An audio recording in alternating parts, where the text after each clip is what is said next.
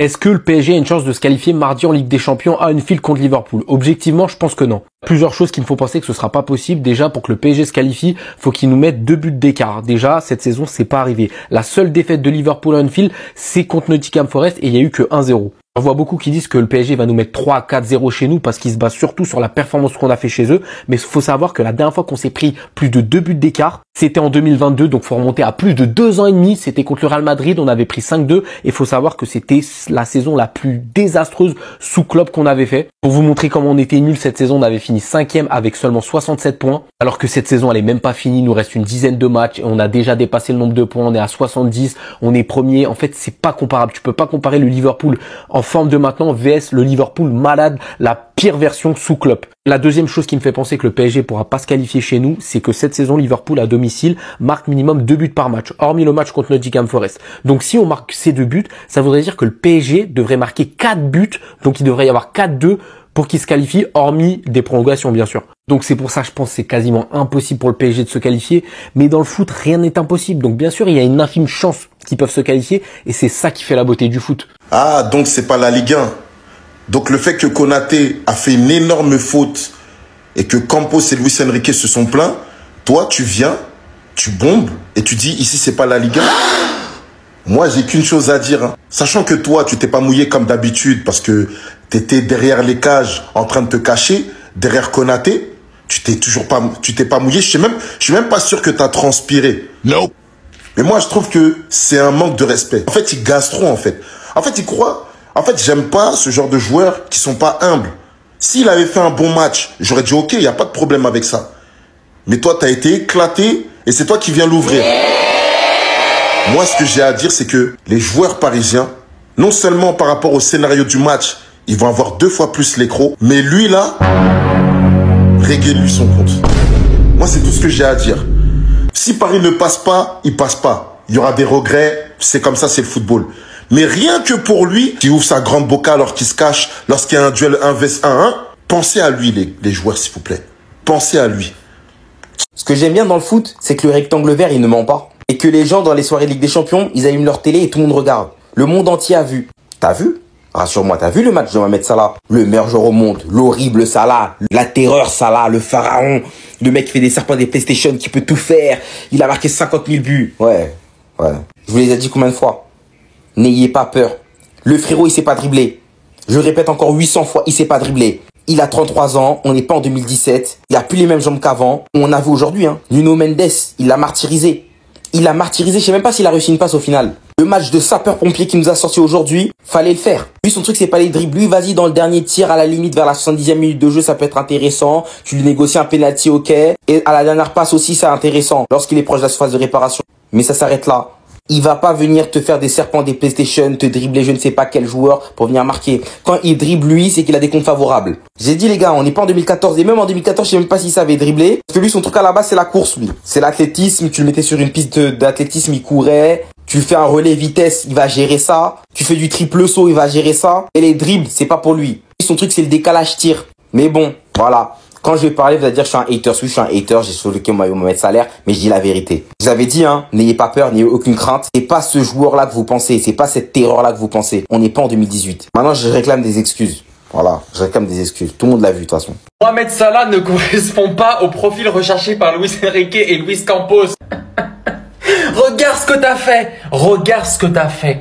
T'as détruit le pseudo meilleur joueur du monde. Il y a une semaine, il était considéré comme le meilleur joueur du monde. Une semaine après, il est considéré comme un vendeur de tapis. Tu te rends compte ce que tu as fait? Tu as mis dans ta poche le pseudo meilleur ailier du monde. Non, bravo. Désormais, 2 joueurs sont éligibles au Ballon d'Or 2025. Rafi Coco Jojo de Picho R9, Rafinha, Ousmane Dembélé. Les deux, il n'y en a que 2. Tout ce que je suis en train de dire sur Mo Salah va se concrétiser demain. Demain, il sera aussi invisible qu'au Parc des Princes. Au fait, il y a Tête de Boule de Mammouth qui vous contredit sur pas mal de choses, ceux qui sont contre le PSG. Il y a des gens qui ont dit qu'on avait mal joué. C'est ce que j'ai vu pendant une semaine. Non, c'est Paris qui a fait un super match. Est-ce que c'est bon ou pas? Demain, tu dois faire passer Mohamed Salah, Mohamed Salah, Mohamed Salah pour une petite tuile, pour de l'herbe à chat, d'accord? Tu dois le laisser pour mort. Je te fais confiance. T'es le meilleur latéral du monde. Face à face, No Mendes Salah, partie 2, demain. J'arrive pas à comprendre comment on peut être heureux. Certes, on a gagné 1-0, mais ça fait 15 ans que je regarde Liverpool. J'ai jamais vu mon équipe autant se faire dominer. Même la finale perdue contre le Real, où Karius, il donne 2 boulettes, il donne la balle à Benzema. Je vous jure, on a mieux joué. Et les stats, elles parlent d'elles-mêmes, hein. 27 tirs à 2. C'était du grand n'importe quoi. Je vous jure, hier, dès qu'on avait la balle, je crois que je comptais jusqu'à 3. On la perdait direct. On a subi un pressing tellement constant. Je vous jure, je crois que même dans les grandes années de City, quand on se tapait contre City, ils nous ont jamais dominé comme ça. Je vois plein de gens dire on a bien défendu, on a bien défendu. Je suis désolé, mais non. Lui, il a dû faire une dizaine de parades. Mais s'il était pas là, on s'en mangeait 4, ça choquait personne. Même Van Dijk qui commence à faire des passes dans l'axe, c'était directement récupéré, c'était super dangereux. Non, franchement, pour une équipe qui est première de première ligue, le championnat le plus dur, et on a été premier de Ligue des Champions en phase de poule, c'est pas notre image. Honnêtement, c'est un match à effacer et je peux vous dire, on peut être content d'avoir gagné et d'avoir le match retour à la maison. J'espère que toute l'équipe sera au rendez-vous la semaine prochaine parce que je peux vous dire, il y avait qu'Alisson au rendez-vous hier. Et encore une fois, merci Alisson. C'est pas lui le responsable de la défaite, hein. Je suis désolé de vous le dire, les Parisiens. Aujourd'hui, on est un petit peu ensemble. Paname X Gaza. Mais à mon humble avis, les Parisiens, vous en faites pas assez. C'est la même action. La même action, pas le même résultat. Bizarre. Bizarre. Quand on sait l'an passé à quel point tout le monde était d'accord pour dire, bien sûr, il y avait rouge sur Araujo, c'était mérité. Et quand on voit cette année comment tout le monde ne parle même pas de cette faute. Et quand je dis tout le monde, je parle pas des Parisiens bien évidemment. Mais tout le monde a l'air de faire comme si, ouais bon, c'est un fait de jeu, ça se discute. Non, il y avait rouge. Déjà ça change tout le match. Si vous ajoutez à ça que sur le but que Donnarumma prend, où je peux vous comprendre, un tir, un but, c'est le même que contre l'Atlético, vas-y sur sa ligne, c'est au final nul dans les grands moments, quand vous en avez besoin. Quelqu'un s'est intéressé au positionnement de Nuno Mendes sur cette action, de Pacho, de Marquinhos. Bref, quand vous regardez l'action, vous voyez bien, il n'y a pas un responsable. Qui serait cet homme? Il a fait son erreur qui coûte un but. Les défenseurs sont tout autant responsables que lui. L'arbitre encore plus. Et je vais même vous dire les attaquants également, parce qu'au bout d'un moment, c'est vrai qu'Alisson fait le match de sa vie. Mais le match il se finit à 1-0. L'attaque n'a pas fait son travail non plus. Quoi qu'on en dise, même si le gardien est fort, l'attaque aurait dû marquer. Et je dis pas du tout qu'il n'est pas fautif. Je dis juste partager un petit peu les torts entre les responsables, au lieu de n'accabler que ce monsieur, qui commence à devenir le bouc émissaire du Paris Saint-Germain, et j'ai l'impression que c'est un petit peu à tort. Je comprends que sur la durée vous en ayez marre de lui, je le comprends totalement. Mais quand on parle d'un seul match, quand on parle du match d'hier, il est loin d'être le seul responsable. Regardez comment il met les mains.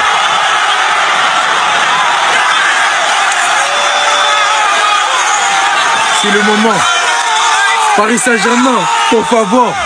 Vous avez bien vu, si l'Atlético Madrid l'a fait, l'anti-football en personne l'a fait à Anfield. Qui est le Paris Saint-Germain pour ne pas réitérer? Vous avez vu comment Morata il a mis les mains, non? On met tous les mains comme ça. Por favor, Paris Saint-Germain. Moi, j'ai plus envie de voir Liverpool dans cette compétition. J'ai mes raisons, me demandez pas pourquoi. Donc, je me pose forcément la question de savoir qui sera le personnage principal. J'ai ma petite idée, mais quoi qu'il arrive, on veut voir le PSG s'imposer. Le mythe d'Anfield, il doit cesser. C'est vrai que ces derniers temps, on veut nous faire passer Anfield pour un four dans lequel il fait 1000 degrés. Et je vais reprendre les mots d'un supporter de Liverpool, du nom de Kalash Criminel, qui un jour nous a dit « Sache qu'on peut te refroidir, même si t'es tous les jours dans le four. Sauvagerie, saler la sonorité. » Donc vous avez entendu, choqué de la brutalité. Donc, le Paris Saint-Germain, demain, s'il vous plaît, choqué. C'est moi qui vous demande, vous êtes arrivés tout frais là, à Anfield. Donc, pour favor, faites les choses bien, les gars. Pour aller au bout du truc, vous savez quoi? Tout le monde screen cette image. Photo, tous en photo de profil, Luis Enrique. Vous allez sur le compte de Liverpool et vous faites un bordel pas possible. Imposer domination parisienne, ça commence par là, dans les commentaires, et ça suivra après Anfield. La suite, ce sera Anfield. Mais on commence par les commentaires. Prenez possession de l'espace commentaire de tous les comptes de Liverpool sur tous les réseaux. Avec la PP de Luis Enrique, ça va bien se passer. Le Paris Saint-Germain va le faire. Restez sobre, abonnez-vous les gars, ça travaille. En fait, il y en a, c'est quand vous allez arrêter de surcoter cette équipe. Non, sérieux, au bout d'un moment, faut le dire. Et il y en a, on vous écoute, c'est le Barça 2012. C'est le Barça 2010 de Guardiola.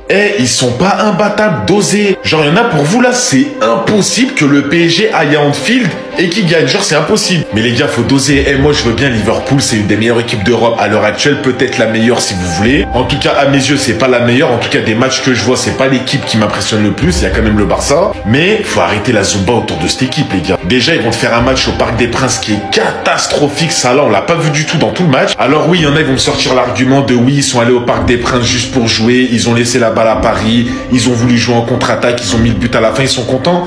Ok, il n'y a pas de souci. Mais je suis désolé, pour moi, le PSG est tout à fait capable d'aller à Anfield et les battre. Surtout avec cette équipe. Déjà, on a regardé le match aller. Je suis désolé, avec des joueurs comme Dembélé, Barcola, Neves, Désiré Doué, Hakimi qui est en feu, ils sont tout à fait capables d'aller là-bas et les éliminer. Faites pas les choquer si le PSG s'en sort. Il y en a, on vous écoute, ils ont aucune chance d'aller là-bas et de les battre. Alors oui, Liverpool est plus favori, il n'y a pas de souci. Ils vont jouer chez eux, c'est Anfield, il n'y a pas de souci. Mais moi, juste le problème, c'est que vous surcotez cette équipe. Vous les surcotez, mais à un point, et c'est trop. Et on vous écoute, c'est le Real Madrid 2017. On vous écoute, ils ont gagné 3 Ligues des Champions d'affilée. Il y a Cristiano, Bale, Benzema, il y a Ramos derrière. Eh, dosez. Faites pas les choquer si Paris va là-bas et les tape. Le Paris Saint-Germain, pour moi, est la meilleure équipe du monde à l'heure actuelle. Aucune équipe ne peut leur tenir tête 90 minutes dans le jeu. Aujourd'hui, on leur a donné Liverpool, actuel leader de Première Ligue, qui a aussi fini premier en poule de Champions League. Et voici la stat après 90 minutes. 72% de possession, 27 tirs à 2. Donc je le répète encore une fois, le Paris Saint-Germain, pour moi, est la meilleure équipe du monde à l'heure actuelle. Aucune équipe peut rivaliser avec eux dans le jeu. Et malheureusement, ça n'a jamais été le beau football qui gagne. Le football en Champions League, c'est cruel. Défaite 1-0, cash. T'as beau pratiquer le meilleur jeu possible, t'as beau balader les adversaires pendant 90 minutes, t'as beau les faire courir, etc. Le but d'un match, c'est marquer des buts. C'est mettre la balle au fond des filets de la cage adverse. La différence à l'instant T entre le Paris Saint-Germain et les autres cadors, elle est là. C'est que le Paris Saint-Germain peut jouer un meilleur football que tout le monde. Et à quoi ça sert si le ballon il rentre pas dans la cage? 27 tirs, 0 but. 2 tirs de Liverpool, 1 but. C'était tellement prévisible que même sur Snap, j'avais prédit. Pour gagner une Ligue des Champions, il faut que tu sois efficace dans les deux surfaces. Donc ma conclusion est que le Paris Saint-Germain cette saison est l'équipe qui joue le mieux au football pour moi. Aucune équipe ne peut leur tenir tête sur 90 minutes. Mais le Paris Saint-Germain est inefficace dans les deux surfaces. 27 tirs dans la surface adverse, 2 tirs dans ta propre surface et t'arrives à perdre. Tant que ce problème n'est pas réglé, ils pourront jamais penser à la Champions League. C'est tout pour moi, surveillez pas le ciel, ça viendra d'en bas. Clic, clac, boum. Paris, moi j'aime le foot. Cette saison, vous êtes méchants. Vous êtes méchants et vous faites peur. Vu votre façon de jouer, même moi, si je tombe contre vous, je taquinerai tous les Parisiens en leur disant on va vous battre, on va vous battre. Il y a une grosse partie de moi qui me dira ça va vraiment être chaud, mais vice versa, hein, tu sais déjà. Et pour le bien du football, vous devez sortir Liverpool, vous devez pas vous arrêter maintenant. Si vous êtes éliminé, ça va me faire rire. Comme ça, tu sais, si tu vois mes snaps, tu comprendras que je rigole. Mais Paris, au plus profond de mon cœur, et je pense que dans le cœur de tous les Barcelonais, on veut voir ce Paris avec ce niveau jouer contre le Real Madrid de Kylian Mbappé. Alors, je vous le demande, si vous pouvez nous sortir ces raclures de Liverpool et arroser Anfield pour transformer leur enfer en une piscine, en aqua boulevard, tu la transformes en ce que tu veux, en Center Park. Paris, je pensais jamais dire ça un jour, mais je compte sur vous. Sortez Liverpool, vous avez le football pour. Mais en fait, le PSG a toutes ses chances. Salah et Trent Alexander-Arnold en train de s'embrouiller à l'entraînement. Konaté qui le retient. Regardez. Mais en fait, là, il n'y a pas photo à dire que si, en plus de ça, lors de la dernière session d'entraînement avant le match, il y a des tensions ainsi sur le terrain, déjà que lors du match aller, c'était pas fameux, le Paris Saint-Germain les dominait de fond en comble, en sachant que ce matin, Robertson a déclaré, le Paris Saint-Germain est une équipe exceptionnelle, probablement la meilleure que nous avons jouée cette saison. Nous ne pouvons pas compter sur Alisson pour jouer la partie de sa vie. À chaque match, nous devons être meilleurs. Bon, après, quand tu vois cette séquence et que tu vois que Salah rigole totalement, t'as l'impression qu'au final, c'est plus pour rigoler qu'autre chose. Mais moi, j'aurais dit qu'il ne faudrait pas rigoler autant, messieurs. Parce que eux, là, qui viennent d'atterrir, ils sont pas venus pour rigoler. Avec leurs 3000 supporters parisiens qui sont attendus à Anfield demain soir, la détermination qu'ils ont montrée lors du dernier match, ils sont venus concrétiser ce qu'il ne s'est pas passé lors du dernier match. Bien évidemment que ça sera très compliqué. On parle de Anfield. On parle de la meilleure équipe de la saison pendant un très long moment, même si elle a beaucoup baissé en régime sur ces derniers temps. Je pense qu'il n'y a pas un seul supporter de football qui là, à partir de maintenant là, même peut-être depuis ce matin, n'attend pas impatiemment le match de demain soir. Ça va juste être électrique. Aujourd'hui, 11 mars 2025, c'est l'heure de marquer l'histoire. C'est l'heure de marquer l'histoire en Ligue des Champions face à Liverpool. Rappelez-vous déjà ce fameux 11 mars 2015, ce match fou face à Chelsea où on se qualifiait à 10 contre 11. Zlatan expulsé dès la 30e minute. Quand on réussit à remonter le but à l'extérieur, notre but de retard face à Chelsea, et qu'on réussit quand même à se qualifier. David Luiz déjà qui nous permet de revenir à la 85e. Ensuite, t'as Thiago Silva qui concède un penalty. 95e et derrière dans les prolongations à la 113e, t'as Thiago Silva après avoir concédé le penalty qui vient nous sauver. Même scénario 11 mars 2020, on rattrape notre but de retard sous Covid. Après qu'on croyait que Haaland nous avait crucifié à Iduna Park, au final, on arrive à le faire chez nous et on se qualifie. En tout cas, je l'ai déjà dit la semaine dernière, on va se qualifier, je le sens. On va écrire l'histoire, Mohamed Salah ne va rien faire. Et comme je le dis depuis tout le temps, on a le meilleur Paris Saint-Germain en termes de collectif depuis des années. On a des joueurs qui font que de monter en puissance comme Vara, Dembélé, Doué, enfin, on est trop fort. Comme on dit, c'est à la fin du bal qu'on paye les musiciens. Enregistre bien cette vidéo, dis-moi ce que t'en penses en commentaire et abonne-toi. Je viens de prendre du recul, mais en fait, pourquoi on est triste? Pourquoi on est triste les Parisiens, s'il vous plaît? Pourquoi sommes-nous tristes? Au final, cette défaite, c'est une victoire. Moi, je vous dis, c'est une victoire. Parce que d'une part, on a montré qu'on était l'équipe la plus forte d'Europe dans le jeu. Dans le jeu, personne n'est plus fort que nous. Voilà. Personne n'est plus fort que nous dans le jeu cette saison en Europe. Personne. De plus, la victoire de Liverpool se joue uniquement sur la surperformance d'Alisson. Ce soir, Alisson fait un match de patron. On peut rien l'enlever, il a été monstrueux. Maintenant, les frères, moi, je m'en tape, je vais vous le dire cash. Moi, je vais vous le dire cash, vas-y. Préparez-vous. On va éteindre Liverpool au retour. Est-ce que c'est bon? On va les tabasser. Parce que déjà, Alisson ne fera jamais le même match qu'il a fait aujourd'hui. Il ne refera jamais le même match. De la même façon qu'on ne sera jamais autant match que ce soir-là. Ce soir, les frères, il y a eu beaucoup de manques offensifs. Enfin, pas de manque offensif, on a été bon, on a produit du bon jeu. Malheureusement, on a manqué de finition, on l'a vu ce soir. Quoi qu'il arrive, dans le jeu, ce sera le même match au retour. Ce sera le même match quasiment au retour. On va les surdominer. On n'a aucune raison d'être triste, les gars. On a montré qu'on était capable. En plus de ça, on tombe contre Liverpool, la meilleure équipe d'Europe. On va les tabasser au retour à Anfield. Et en fait, on va juste choquer l'Europe. On va juste choquer l'Europe. On va juste choquer l'Europe. Enregistrez tous. On va les éteindre. On va tabasser Liverpool au retour. Je suis ouf, moi. Je suis triste. Triste de quoi, même? C'est du jamais vu. Liverpool a peur. Le Paris Saint-Germain joue contre Liverpool demain.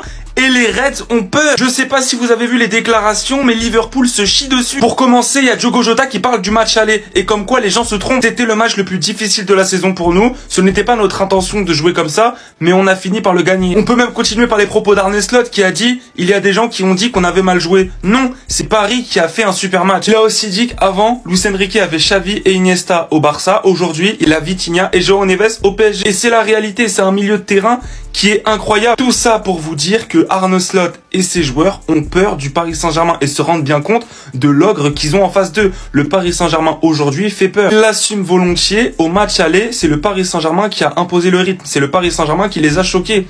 Au match retour, est-ce que ce sera le même match?